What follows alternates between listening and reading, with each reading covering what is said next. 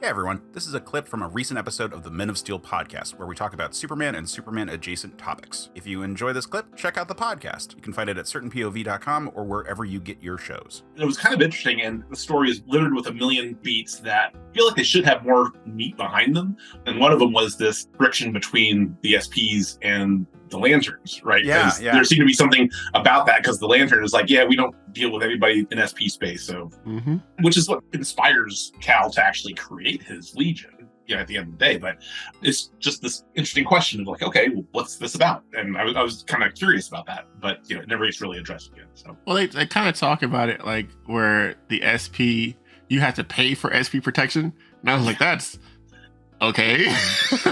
Right. Like some of the planets just can't afford the SP, so like that's where the Green Lanterns and those guys usually try to intervene at.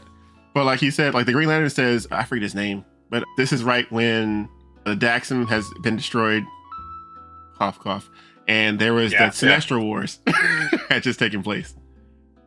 So I was like, that's interesting. So that's like that he was saying that's why there aren't a lot of Green Lanterns anywhere.